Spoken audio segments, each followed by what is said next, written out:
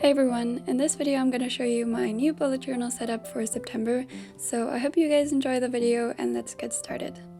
First I wanted to show you a little flip through of my August pages and feature some of your guys' recreations from Instagram, so if you want to be featured in the future, please tag me on Instagram at @artandbujos.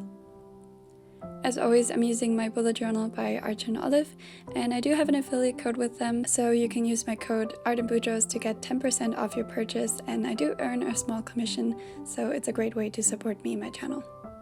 I still have one more weekly spread to do for August, and then I'm starting my September setup on these next two pages. For this month, I really wanted to do a koi fish theme, so I chose this bright red, a golden yellow, a very light gray, a muted dark blue, and this bluish green.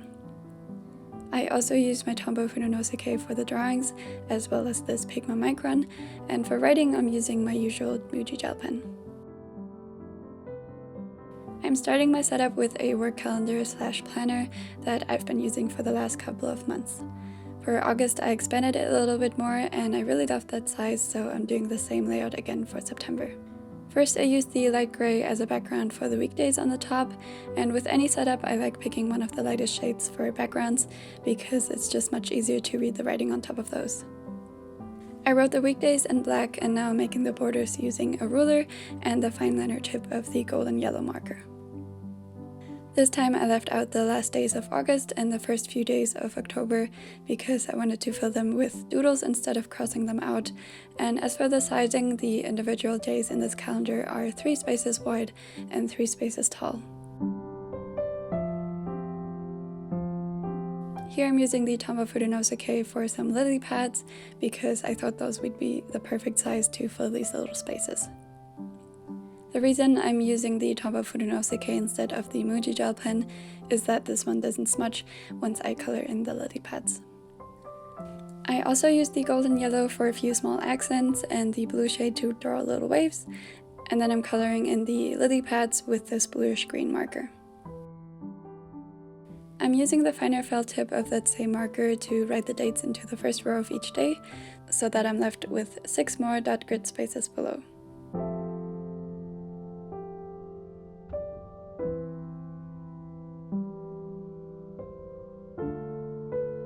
Here I'm just filling in the other empty space with some more lily pads.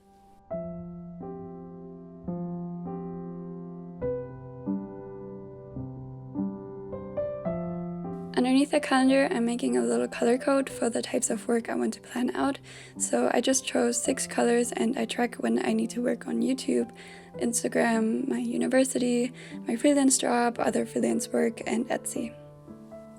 On the bottom of the page, I'm also adding my YouTube and Instagram growth trackers as per usual, and by the way, we reached 9,000 subscribers on YouTube and probably 1,000 followers on Instagram by the time this video goes up, so thank you guys so much for your support. As you can see, I used the light gray again for the title and the golden yellow for the border because I wanted to keep things really consistent all throughout the setup. Lastly, I'm drawing a few more lily pads on the right to fill in the space next to my trackers.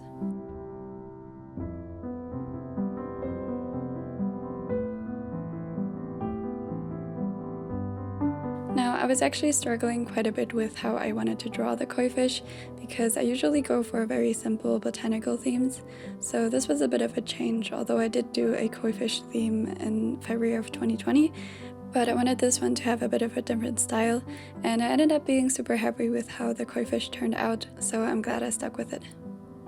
I wanted the koi fish to be somewhat simplified and stylized, but not too cartoonish, so as you can see I used the Tombow Fudenosuke for the outlines, and I made everything more elongated and flowy because that's the kind of feel I wanted to have for this theme.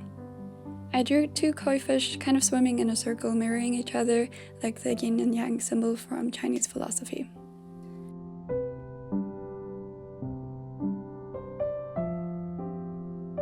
Here I'm adding some more details to the fins with the Pigma Micron because it has a super fine tip, which was perfect for these thin lines.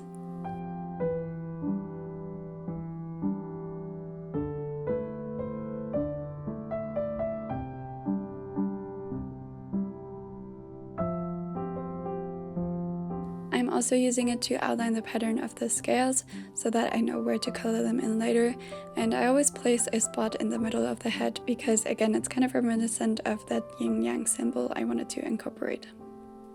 Then I'm drawing just a few lily pads to kind of give a bit of a frame to the koi fish because I also wanted to add a border later on. Now I'm again coloring in the lily pads with that bluish green.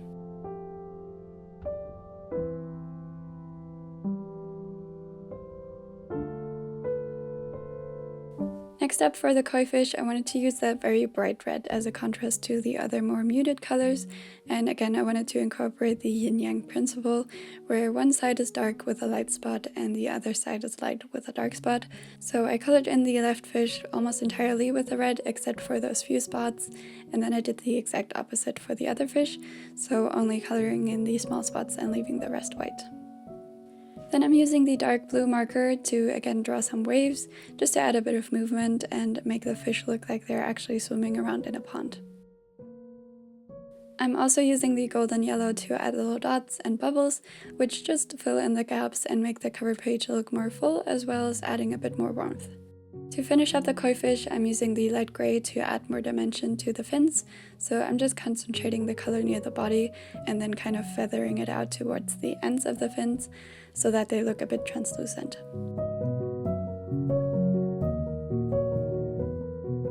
Lastly, like I mentioned, I wanted to add a border, so I'm using the golden yellow again with a ruler and just leaving a few gaps where the doodles go outside of it, which I think finishes up the page really nicely. For the title, I wanted to use the light gray and the gel pen again, but I messed up the lettering, so I ended up covering it with a bit of paper from my old bullet journal. Since the paper is quite thick, it's definitely not very subtle, but I don't really mind the look of it, and I don't like using correction tape because it's a slightly different shade of white, and you also can't use markers on it very well, so I just prefer this look. Now for the style of lettering, I wanted to try something different, so it's kind of like faux calligraphy, except you don't color in the thicker strokes, if that makes sense, but I think it's pretty self-explanatory from the videos, so I hope you know what I mean. I also ended up adding a bit more of that yellow to the title, but that's it for these two pages, and let's move on to my habit trackers. For the title, I wanted to keep things consistent, so I did it in the same style as on my cover page, and I felt like this more structured font worked really well as a contrast to the flowing lines of the doodles. Next to the title, I filled in the empty space with more lily pads, and when coming up with a theme, I always try to have like smaller elements that I can use for these types of spaces, so that's just something I think about.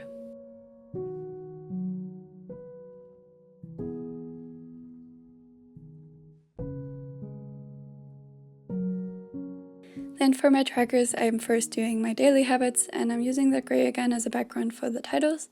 And I did 6 trackers in total, but I left some space in the middle so that I can draw another koi fish. Then I'm writing the weekdays with the bluish green, again keeping things consistent, and I'm using the yellow to make the actual trackers.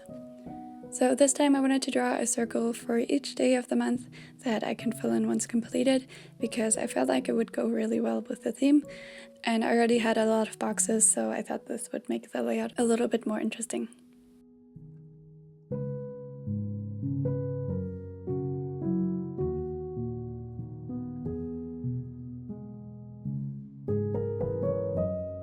This month I'm tracking doing my morning routine, working on my art skills, planning my day in my bullet journal, stretching, working out, and doing my nighttime routine, which my camera cut off there, but you can see it here. Then, like I said, I wanted to draw another koi fish in between my habits, so I decided to draw it horizontally and keep everything the same as on the cover page. So I wanted to talk a bit about the yin and yang philosophy, because I find it a really interesting concept, and I personally didn't know a lot about it. So I'm sure all of you know the symbol of yin and yang, and it represents two opposites in harmony with one another. The principle of yin and yang is that the universe consists of two forces that are connected but complete opposites, like dark and light, which is the literal translation of yin and yang. Yin is dark and yang is light, but like in the symbol, they are not completely separate because there is some of yin in yang and some of yang in yin. The two forces are not really thought of as opposing, but as complementary, where one cannot exist without the other, like how without light there is no shadow. Basically, although both forces are opposites, they coexist and complete one another, and I think it's quite a beautiful concept that can definitely be applied to a lot of different aspects of life.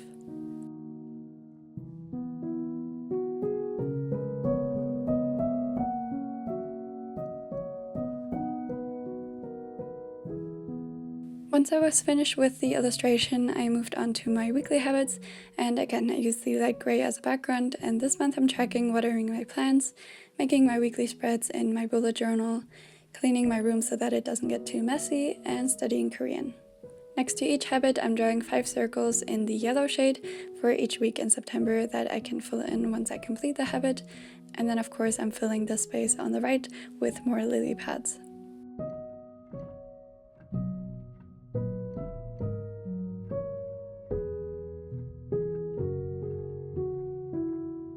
Lastly, I decided to add another border to the illustration in the middle because I felt like the page needed a bit more structure.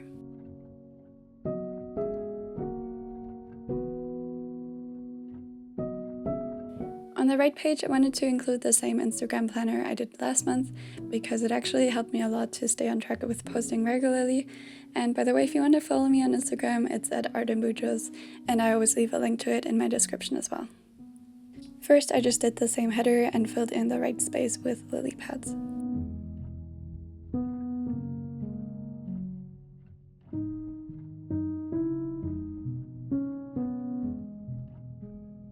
Then for the actual layout, I'm just making a rectangle, and I split it up into 3 sections. The first one is where I write down what I want to post. Next to that, I write the weekday and the date of when I want to post it, and then on the far right, I make a color code to track my progress. So I chose 4 colors, and I'm just drawing a circle for each post and then each color code.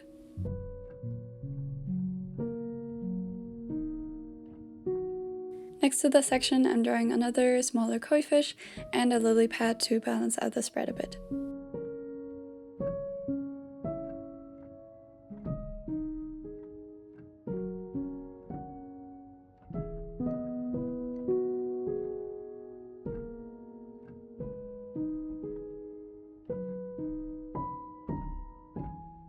Here I'm making the color code, so first the green is for when I made a spread, red is for when I took a photo, dark blue is for when I edited them, and then lastly yellow is for when I actually posted on Instagram.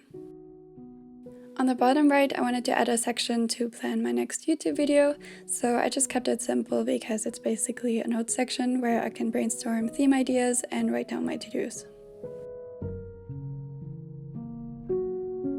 And then on the left side, I wanted to draw 2 more koi fish because I felt like I didn't really need any other sections, and I think they're just really pretty, so that's what I did.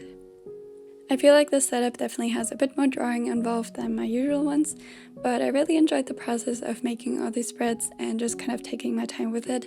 And September is actually my birthday month. I'm turning 25 on the 26th of September, so maybe I just wanted this one to be like extra pretty.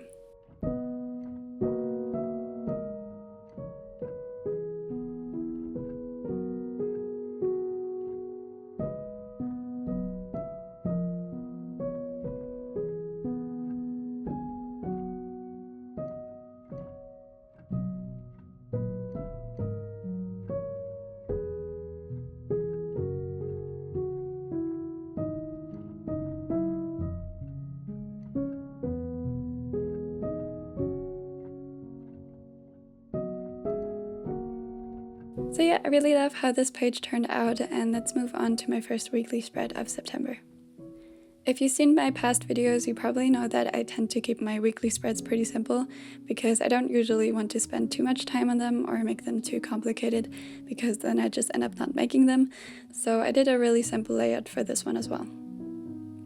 I placed the daily sections on the outer parts of the pages so that there is a bigger space in the middle for more doodles, and the days in my case are 16 grid spaces wide and 8 grid spaces tall with 1 in between them. And again, I used the light gray as a background for the headers and the golden yellow for the borders. Here I'm writing the weekdays and the dates with the Muji Gelpen, and I did the same font that I've been using for all the headers.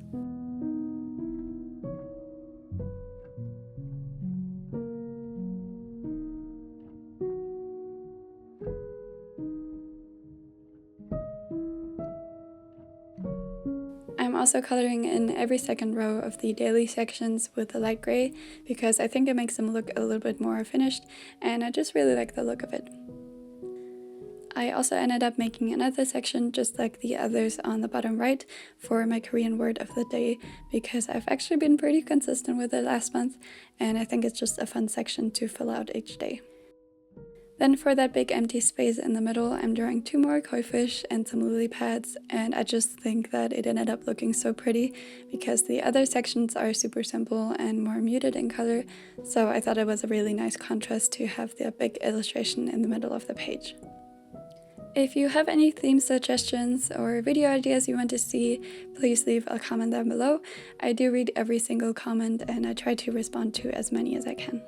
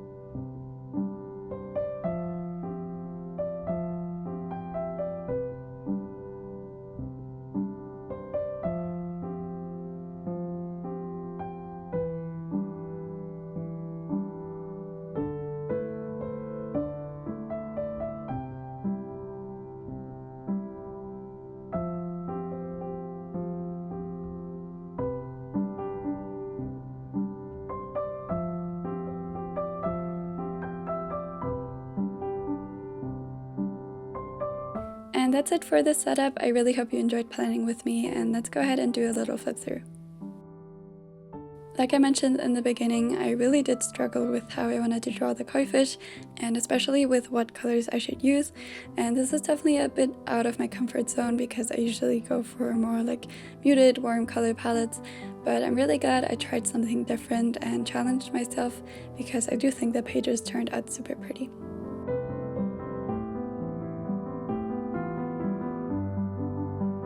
I think this right page with my Instagram planner or the weekly spread might be some of my favorites, so definitely let me know which ones you like the best.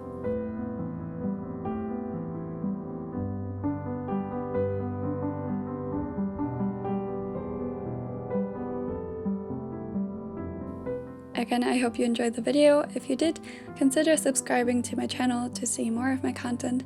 I also post my other weekly spreads in my community tab throughout the month, for those of you who don't have Instagram. And yeah, thank you so much for watching as always, and I hope I'll see you again next time. Bye!